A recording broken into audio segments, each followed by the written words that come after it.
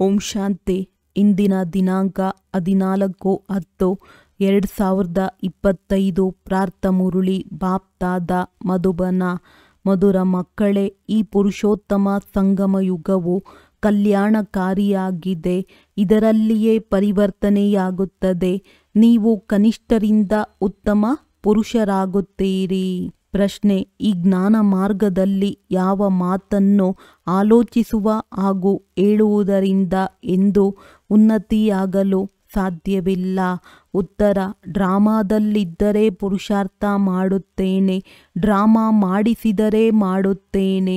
ಇದನ್ನು ಆಲೋಚಿಸುವ ಹಾಗೂ ಹೇಳುವವರ ಉನ್ನತಿಯು ಎಂದೂ ಆಗಲು ಸಾಧ್ಯವಿಲ್ಲ. ಇದನ್ನು ಹೇಳುವುದೇ ತಪ್ಪಾಗಿದೆ. ನೀವು ತಿಳಿದುಕೊಂಡಿದ್ದೀರಿ, ನಾವೀಗ ಯಾವ ಪುರುಷಾರ್ಥವನ್ನು ಮಾಡುತ್ತಿದ್ದೇವೆ ಇದು ಸಹ ಡ್ರಾಮಾದಲ್ಲಿ ನಿಗದಿಯಾಗಿದೆ. ಪುರುಷಾರ್ಥ ಮಾಡಬೇಕಾಗಿದೆ. ಗೀತೆ: ಇದು ದೀಪ ಮತ್ತು ಬಿರುಗಾಳಿಯ ಕಥೆಯಾಗಿದೆ. ಓಂ ಶಾಂತಿ. ಇದು ಕಲಿಯುಗಿ ಮನುಷ್ಯರ ಗೀತೆಯಾಗಿದೆ. ಆದರೆ ಇದರ ಅರ್ಥವನ್ನು ಅವರು ತಿಳಿದುಕೊಂಡಿಲ್ಲ. ಇದನ್ನು ನೀವೇ ತಿಳಿದುಕೊಂಡಿದ್ದೀರಿ.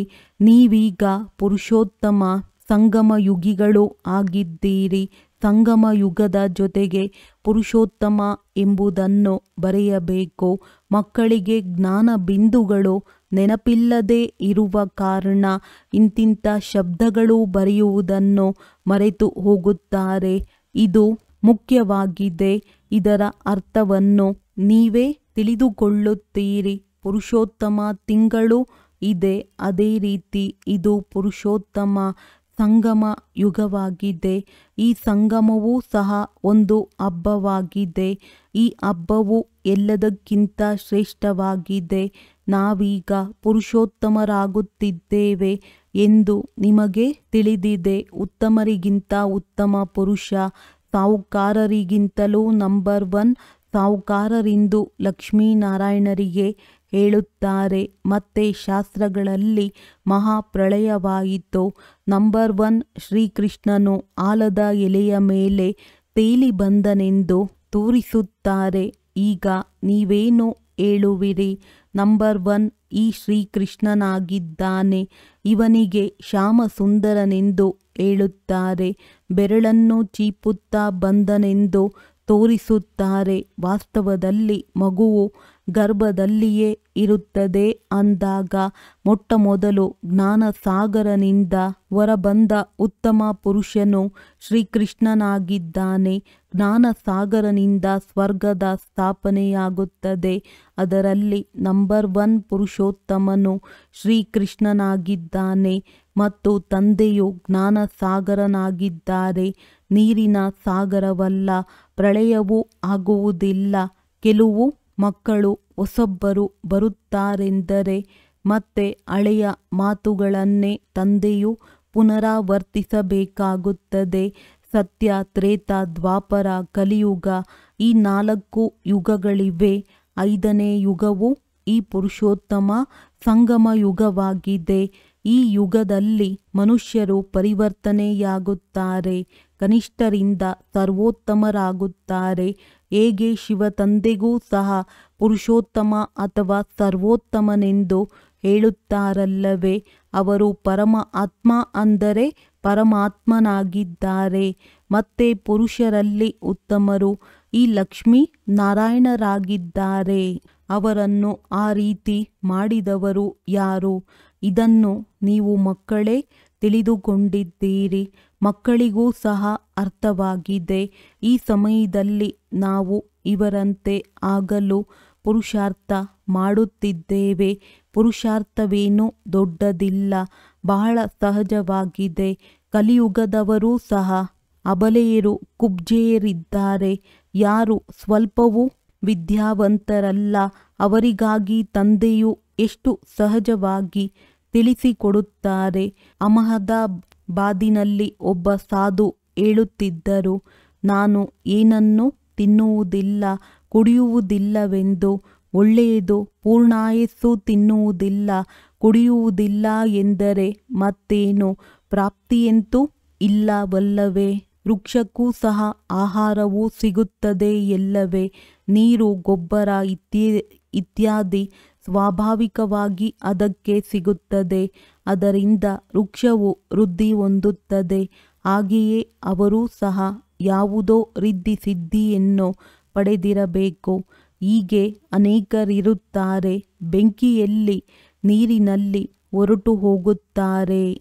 ಇದರಿಂದ ಬಲೆ ಲಾಭವಾದರೂ ಏನು? ನಿಮ್ಮ ಈ ಸಹಜ ರಾಜಯೋಗದಿಂದ ಜನ್ಮ ಜನ್ಮಾಂತರದ ಲಾಭವಿದೆ. ನಿಮ್ಮನ್ನು ಜನ್ಮ ಜನ್ಮಾಂತರಕ್ಕಾಗಿ ತಂದೆಯು ದುಃಖಿಯಿಂದ ಸುಖಿಯನ್ನಾಗಿ ಮಾಡುತ್ತಾರೆ. ತಂದೆಯು ತಿಳಿಸುತ್ತಾರೆ, ಡ್ರಾಮಾ ಅನುಸಾರ ನಾನು ನಿಮಗೆ ಗುಹ್ಯ ಮಾತುಗಳನ್ನು ತಿಳಿಸುತ್ತೇನೆ. ಹೇಗೆ ತಂದೆಯು ತಿಳಿಸುತ್ತಾರೆ, ಶಿವ ಮತ್ತು ಶಂಕರನನ್ನು ಏಕೆ ಸೇರಿಸಿದ್ದೀರಿ? ಈ ಸೃಷ್ಟಿಯಲ್ಲಿ ಶಂಕರನ ಪಾತ್ರವೇ ಇಲ್ಲ. ಶಿವ, ಬ್ರಹ್ಮ ಮತ್ತು ವಿಷ್ಣುವಿನ ಪಾತ್ರವಿದೆ. ಬ್ರಹ್ಮ ಮತ್ತು ವಿಷ್ಣುವಿನ ಆಲ್ರೌಂಡ್ ಪಾತ್ರವಿದೆ. ಶಿವ ತಂದೆಯದು ಸಹ ಈ ಸಮಯದಲ್ಲಿ ಪಾತ್ರವಿದೆ. ಅವರು ಬಂದು ಜ್ಞಾನವನ್ನು ಕೊಡುತ್ತಾರೆ. ನಂತರ ನಿರ್ವಾಣಧಾಮಕ್ಕೆ ಹೊರಟು ಹೋಗುತ್ತಾರೆ. ಮಕ್ಕಳಿಗೆ ಆಸ್ತಿಯನ್ನು ಕೊಟ್ಟು ತಾನು ವಾನಪ್ರಸ್ಥದಲ್ಲಿ ಹೊರಟು ಹೋಗುತ್ತಾರೆ. ವಾನಪ್ರಸ್ಥಿಗಳಾಗುವುದು ಎಂದರೆ ಗುರುವಿನ ಮೂಲಕ ವಾಣಿಯಿಂದ ದೂರ ಹೋಗುವ ಪುರುಷಾರ್ಥ ಮಾಡುವುದಾಗಿದೆ. ಆದರೆ ಹಿಂತಿರುಗಿ ಯಾರೂ ಹೋಗಲು ಸಾಧ್ಯವಿಲ್ಲ. ಏಕೆಂದರೆ ವಿಕಾರಿ ಭ್ರಷ್ಟಾಚಾರಿಗಳಾಗಿದ್ದಾರೆ. ಎಲ್ಲರದ್ದು ವಿಕಾರದಿಂದ ಜನ್ಮವಾಗುತ್ತದೆ. ಈ ಲಕ್ಷ್ಮೀ ನಾರಾಯಣರು ನಿರ್ವಿಕಾರಿಯಾಗಿದ್ದಾರೆ. ಅವರಿಗೆ ವಿಕಾರದಿಂದ ಜನ್ಮವಾಗುವುದಿಲ್ಲ. ಆದ್ದರಿಂದ ಶ್ರೇಷ್ಠಾಚಾರಿಗಳೆಂದು ಕರೆಸಿಕೊಳ್ಳುತ್ತಾರೆ.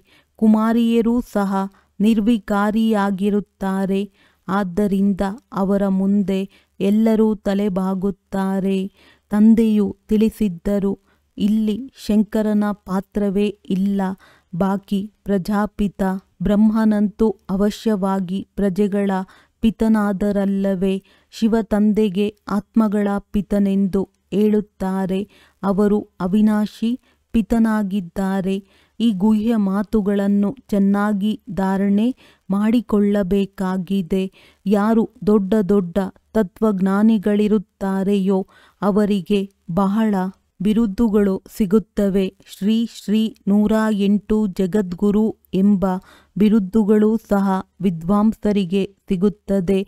ಬನಾರಸ್ನ ಕಾಲೇಜಿನಿಂದ ತೇರ್ಗಡೆ ಮಾಡಿ ಬಿರುದುಗಳನ್ನು ತೆಗೆದುಕೊಂಡು ಬರುತ್ತಾರೆ.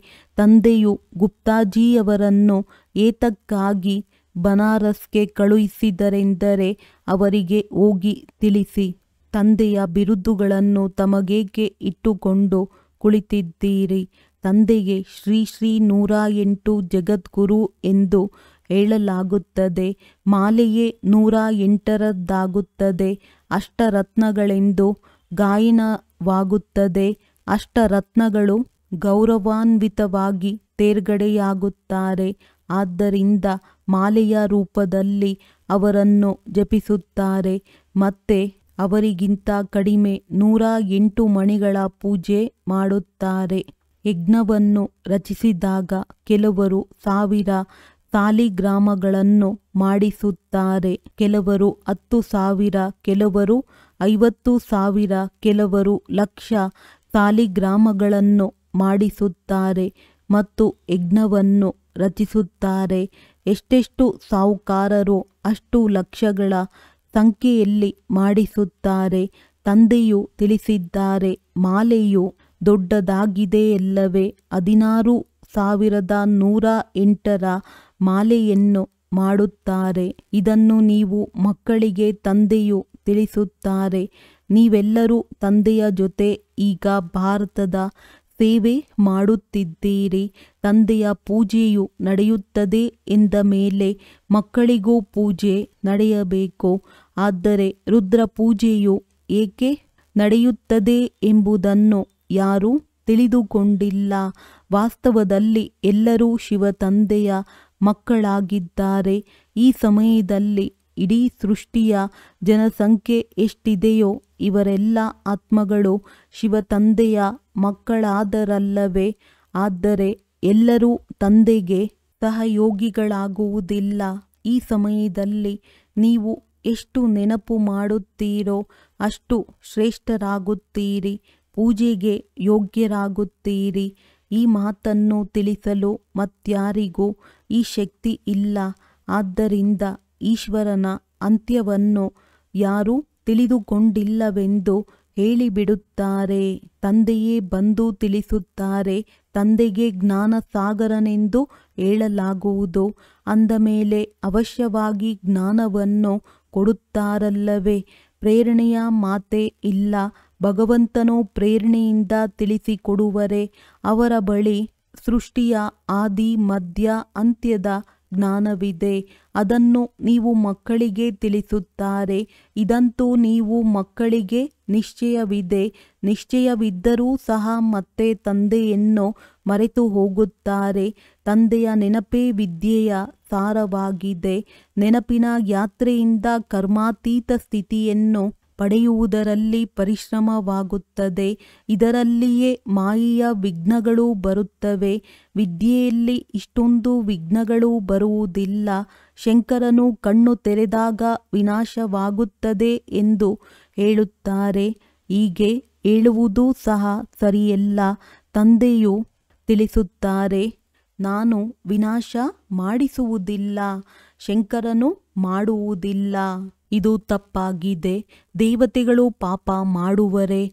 ಈಗ ಶಿವತಂದೆಯು ಈ ಮಾತುಗಳನ್ನು ತಿಳಿಸುತ್ತಾರೆ. ಆತ್ಮಕ್ಕೆ ಈ ಶರೀರವು ರಥವಾಗಿದೆ. ಪ್ರತಿಯೊಂದು ಆತ್ಮವು ತನ್ನ ರಥದಲ್ಲಿ ಸವಾರಿಯಾಗಿದೆ. ತಂದೆಯು ತಿಳಿಸುತ್ತಾರೆ, ನಾನು ಇವರ ಶರೀರವನ್ನು ಲೋನಾಗಿ ಪಡೆಯುತ್ತೇನೆ. ಆದ್ದರಿಂದ ನನ್ನದು ದಿವ್ಯ ಅಲೌಕಿಕ ಜನ್ಮವೆಂದು ಹೇಳಲಾಗುತ್ತದೆ. ಈಗ ನಿಮ್ಮ ಬುದ್ಧಿಯಲ್ಲಿ 84 ಜನ್ಮಗಳ ಚಕ್ರವಿದೆ. ನಾವೀಗ ಮನೆಗೆ ಹೋಗುತ್ತೇವೆ, ನಂತರ ಸ್ವರ್ಗದಲ್ಲಿ ಬರುತ್ತೇವೆಂದು ನಿಮಗೆ ತಿಳಿದಿದೆ. ತಂದೆಯು ಬಹಳ ಸಹಜ ಮಾಡಿ ತಿಳಿಸಿಕೊಡುತ್ತಾರೆ. ಇದರಲ್ಲಿ ಹೃದಯಾಘಾತವಾಗಬಾರದು. ಬಾಬಾ, ನಾವು ವಿದ್ಯಾವಂತರಲ್ಲ, ನಮಗೆ ಬಾಯಿ ತಿರುಗುವುದಿಲ್ಲವೆಂದು ಹೇಳುತ್ತಾರೆ. ಆದರೆ ಈ ರೀತಿಯಂತೂ ಆಗುವುದಿಲ್ಲ. ಬಾಯಿಯೂ ಅವಶ್ಯವಾಗಿ ತಿರುಗುತ್ತದೆ. ಊಟ ಮಾಡುತ್ತೀರೆಂದರೆ ಬಾಯಿ ಅಲುಗಾಡುತ್ತದೆ ಎಲ್ಲವೇ? ನಮಗೆ ಮಾತನಾಡುವುದೇ ಬರುವುದಿಲ್ಲವೆಂದು ಹೇಳಲು ಸಾಧ್ಯವಿಲ್ಲ.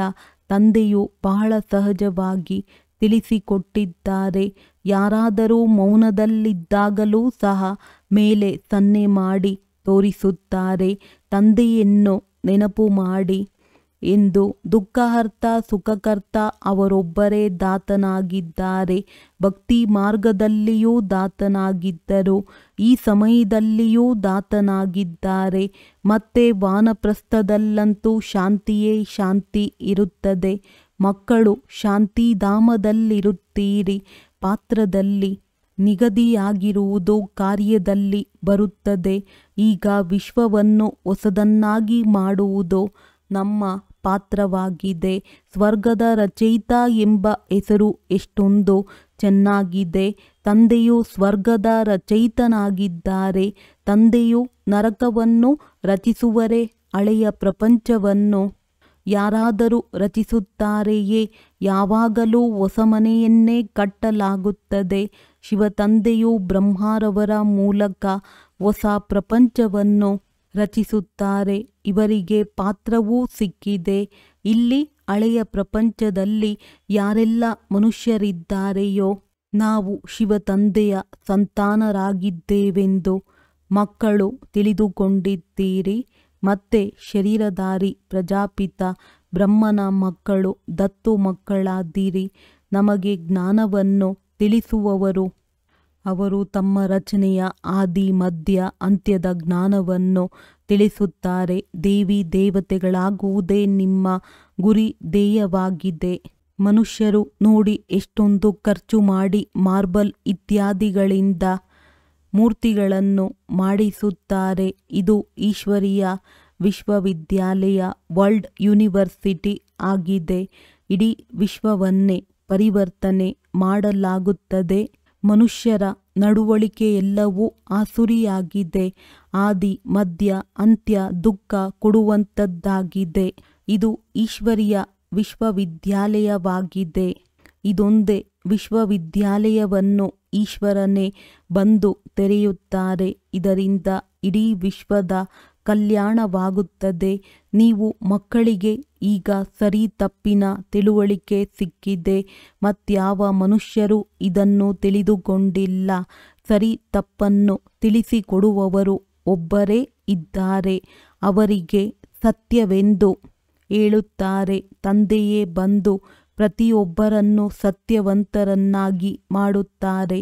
ಸತ್ಯವಂತರಾಗಿದ್ದೇ ಆದರೆ ನೀವು ಮುಕ್ತಿಯಲ್ಲಿ ಹೋಗಿ ಜೀವನ್ಮುಕ್ತಿಯಲ್ಲಿ ಬರುತ್ತೀರಿ. ನಾಟಕವನ್ನು ಸಹ ನೀವು ಮಕ್ಕಳು ತಿಳಿದುಕೊಂಡಿದ್ದೀರಿ.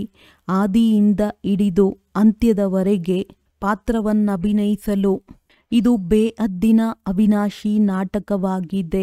ಇದರಲ್ಲಿ ಎಲ್ಲರೂ ಅವಿನಾಶಿ ಪಾತ್ರಧಾರಿಗಳಾಗಿದ್ದಾರೆ.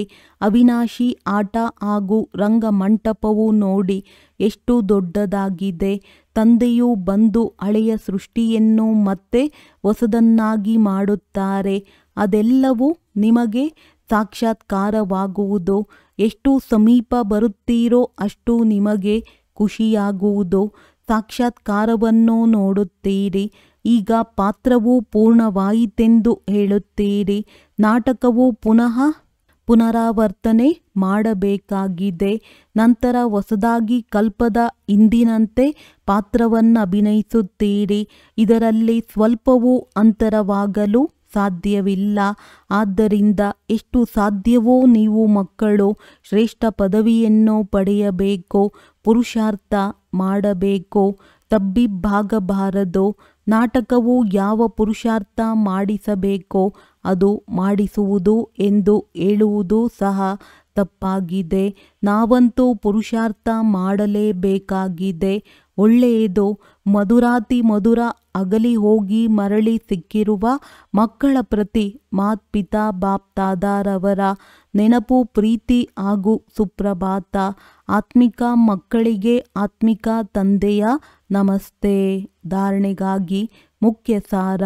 ವಿದ್ಯೆಯ ಸಾರವನ್ನು ಬುದ್ಧಿಯಲ್ಲಿಟ್ಟುಕೊಂಡು ನೆನಪಿನ ಯಾತ್ರೆಯಿಂದ ಕರ್ಮಾತೀತ ಸ್ಥಿತಿಯನ್ನು ಪಡೆಯಬೇಕಾಗಿದೆ.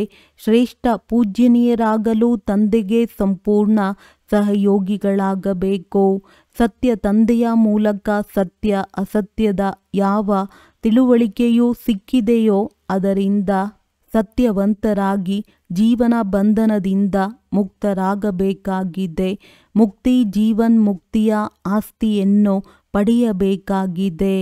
ವರದಾನ: ಒಬ್ಬರಿಗೊಬ್ಬರಲ್ಲಿ ಸ್ನೇಹವನ್ನು ಕೊಟ್ಟು ತೆಗೆದುಕೊಳ್ಳುವುದರ ಮೂಲಕ ಸರ್ವರನ್ನು ಸಹಯೋಗಿಗಳನ್ನಾಗಿ ಮಾಡುವಂತಹ ಸಫಲತಾ ಮೂರ್ತಿ ಭವ. ಈಗ ಜ್ಞಾನ ಕೊಡುವಂತಹ ಮತ್ತು ತೆಗೆದುಕೊಳ್ಳುವಂತಹ ಸ್ಟೇಜ್ ಪಾಸ್ ಮಾಡಿದ್ದೀರಿ. ಈಗ ಸ್ನೇಹ ಕೊಟ್ಟು ತೆಗೆದುಕೊಳ್ಳುವುದನ್ನು ಮಾಡಿ. ಯಾರೇ ಎದುರಿಗೆ ಬಂದರೂ ಸಂಬಂಧದಲ್ಲಿ ಬಂದರೂ ಆಗ ಅವರಿಗೆ ಸ್ನೇಹ ಕೊಡಿ ಮತ್ತು ತೆಗೆದುಕೊಳ್ಳಿರಿ. ಇದಕ್ಕೆ ಹೇಳಲಾಗುವುದು ಸರ್ವರ ಸ್ನೇಹಿ ಅಥವಾ ಲವ್ಲಿ. ಜ್ಞಾನದಾನ ಅಜ್ಞಾನಿಗಳಿಗೆ ಮಾಡಬೇಕು. ಆದರೆ ಬ್ರಾಹ್ಮಣ ಪರಿವಾರದಲ್ಲಿ ಈ ದಾನದ ಮಹಾದಾನಿಯಾಗಿ ಸಂಕಲ್ಪದಲ್ಲಿಯೂ ಸಹ ಯಾರ ಪ್ರತಿಯಾದರೂ ಸ್ನೇಹದ ಬದಲು ಬೇರೆ ಯಾವುದೂ ಉತ್ಪತ್ತಿಯಾಗಬಾರದು. ಯಾವಾಗ ಎಲ್ಲರ ಪ್ರತಿ ಸ್ನೇಹವಾಗಿ ಬಿಡುವುದೋ ಆಗ ಸ್ನೇಹದ ಪ್ರತಿಕ್ರಿಯೆ ಸಹಯೋಗವಾಗುವುದು ಮತ್ತು ಸಹಯೋಗದ ಫಲಿತಾಂಶ ಸಫಲತೆ ಪ್ರಾಪ್ತಿಯಾಗುವುದು. ಸ್ಲೋಗನ್: 1 ಸೆಕೆಂಡ್ನಲ್ಲಿ ವ್ಯರ್ಥ ಸಂಕಲ್ಪಗಳ ಮೇಲೆ ಫುಲ್ ಸ್ಟಾಪ್ ಹಾಕಿಬಿಡಿ. ಇದೇ ತೀವ್ರ ಪುರುಷಾರ್ಥವಾಗಿದೆ. ಮಾತೇಶ್ವರಿ ಜಿಯವರ ಅಮೂಲ್ಯ ಮಹಾವಾಕ್ಯ. ಮುಕ್ತಿ ಮತ್ತು ಮೋಕ್ಷ. ಇತ್ತೀಚೆಗೆ ಮನುಷ್ಯ ಮುಕ್ತಿಯನ್ನೇ ಮೋಕ್ಷವೆಂದು ಹೇಳುತ್ತಾರೆ. ಅವರು ಈ ರೀತಿ ತಿಳಿಯುತ್ತಾರೆ: ಯಾರು ಮುಕ್ತಿ ಪಡೆಯುತ್ತಾರೆ ಅವರು ಜನನ ಮರಣದಿಂದ ಬಿಡಿಸಿಕೊಳ್ಳುತ್ತಾರೆ ಎಂದು. ಆ ಜನರು ಜನನ ಮರಣದಲ್ಲಿ ಬರದೇ ಇರುವುದೋ ಅದನ್ನೇ ಶ್ರೇಷ್ಠ ಪದವಿ ಎಂದು ತಿಳಿಯುತ್ತಾರೆ. ಅದೇ ಪ್ರಾರಬ್ಧ ಎಂದು ತಿಳಿಯುತ್ತಾರೆ. ಜೀವನ್ಮುಕ್ತಿ ಎಂದು ಅದಕ್ಕೆ ತಿಳಿಯುತ್ತಾರೆ. ಜೀವನದಲ್ಲಿರುತ್ತಾ ಒಳ್ಳೆಯ ಕರ್ಮ ಮಾಡುತ್ತಾರೆ. ಹೇಗೆ ಧರ್ಮಾತ್ಮರಿರುತ್ತಾರೆ ಅವರನ್ನು ಜೀವನ್ಮುಕ್ತರು ಎಂದು ತಿಳಿಯುತ್ತಾರೆ. ಬಾಕಿ ಕರ್ಮ ಬಂಧನದಿಂದ ಮುಕ್ತವಾಗುವುದು ಕೋಟಿಯಲ್ಲಿ ಕೆಲವರಿಗೆ ಮಾತ್ರ ಸಿಗುತ್ತೆ ಎಂದು ತಿಳಿದಿದ್ದಾರೆ. ಈಗ ಇದಾಗಿದೆ ಅವರದ್ದೇ ಆದ ಮತ. ಆದರೆ ನಾವಂತೂ ಪರಮಾತ್ಮನ ಮೂಲಕ ತಿಳಿದುಕೊಂಡಿದ್ದೇವೆ. ಎಲ್ಲಿಯವರೆಗೆ ಮನುಷ್ಯ ಮೊದಲು ವಿಕಾರಿ ಕರ್ಮ ಬಂಧನದಿಂದ ಮುಕ್ತರಾಗುವುದಿಲ್ಲ ಅಲ್ಲಿಯವರೆಗೆ ಆದಿ ಮಧ್ಯ ಅಂತ್ಯ ದುಃಖದಿಂದ ಬಿಡಿಸಿಕೊಳ್ಳಲು ಸಾಧ್ಯವಿಲ್ಲ. ಆದ್ದರಿಂದ ಇದರಿಂದ ಬಿಡಿಸಿಕೊಳ್ಳುವುದೂ ಸಹ ಒಂದು ಸ್ಟೇಜ್ ಆಗಿದೆ. ಆದರೂ ಮೊದಲು ಈಶ್ವರೀಯ ಜ್ಞಾನವನ್ನು ಧಾರಣೆ ಮಾಡಬೇಕು. ಆ ನಂತರವೇ ಆ ಸ್ಟೇಜನ್ನು ಮುಟ್ಟಲು ಸಾಧ್ಯ. ಮತ್ತು ಆ ಸ್ಟೇಜನ್ನು ತಲುಪಿಸುವವರು ಸ್ವಯಂ ಪರಮಾತ್ಮನೇ ಆಗಿರಬೇಕು. ಏಕೆಂದರೆ ಮುಕ್ತಿ ಜೀವನ್ಮುಕ್ತಿ ಅವರೇ ಕೊಡುತ್ತಾರೆ. ಅದು ಸಹ ಒಂದೇ ಸಮಯದಲ್ಲಿ ಬಂದು ಎಲ್ಲರಿಗೂ ಮುಕ್ತಿ ಜೀವನ್ಮುಕ್ತಿ ಕೊಟ್ಟು ಬಿಡುತ್ತಾರೆ. ಉಳಿದಂತೆ ಪರಮಾತ್ಮ ಅನೇಕ ಬಾರಿಯಂತೂ ಬರುವುದಿಲ್ಲ ಮತ್ತು ಪರಮಾತ್ಮನೇ ಎಲ್ಲ ಅವತಾರವನ್ನು ಧಾರಣೆ ಮಾಡುತ್ತಾನೆ ಎಂದು ತಿಳಿಯುವಂತಿಲ್ಲ. ಓಂ ಶಾಂತಿ. ಸ್ವಯಂನ ಮತ್ತು ಸರ್ವರ ಪ್ರತಿ ಮನಸ ಮೂಲಕ ಯೋಗದ ಶಕ್ತಿಗಳ ಪ್ರಯೋಗ ಮಾಡಿ. ಮನಸ ಸೇವೆ ಬೇಹದ್ದಿನ ಸೇವೆಯಾಗಿದೆ. ಎಷ್ಟು ನೀವು ಮನಸ್ಸಿನಿಂದ ವಾಣಿಯಿಂದ ಸ್ವಯಂ ಉದಾಹರಣೆಯಾಗುತ್ತೀರೆಂದಾಗ ಉದಾಹರಣೆಯನ್ನು ನೋಡಿ ಸ್ವತಃವಾಗಿ ಅನ್ಯರು ಆಕರ್ಷಿತರಾಗುತ್ತಾರೆ. ಕೇವಲ ದೃಢ ಸಂಕಲ್ಪವಿಟ್ಟರೆ ಸಹಜವಾಗಿ ಸೇವೆಯಾಗುತ್ತಿರುತ್ತದೆ. ಒಂದು ವೇಳೆ ವಾಣಿಗಾಗಿ ಸಮಯವಿಲ್ಲವೆಂದರೆ ವೃತ್ತಿಯಿಂದ ಮನಸ ಸೇವೆಯಿಂದ ಪರಿವರ್ತನೆ ಮಾಡುವ ಸಮಯವಿದೆಯಲ್ಲವೇ? ಈಗ ಸೇವೆ ಇಲ್ಲದೆ ಸಮಯವನ್ನು ಕಳೆಯಬೇಡಿ. ನಿರಂತರ ಯೋಗಿ, ನಿರಂತರ ಸೇವಾದಾರಿಯಾಗಿರಿ. ಒಂದು ವೇಳೆ ಮನಸ ಸೇವೆ ಮಾಡಲು ಬರುವುದಿಲ್ಲವೆಂದರೆ ತಮ್ಮ ಸಂಪರ್ಕದಿಂದ ತಮ್ಮ ಚಲನೆಯಿಂದಲೂ ಸೇವೆಯನ್ನು ಮಾಡಬಹುದು. ಒಳ್ಳೆಯದು. ಓಂ ಶಾಂತಿ.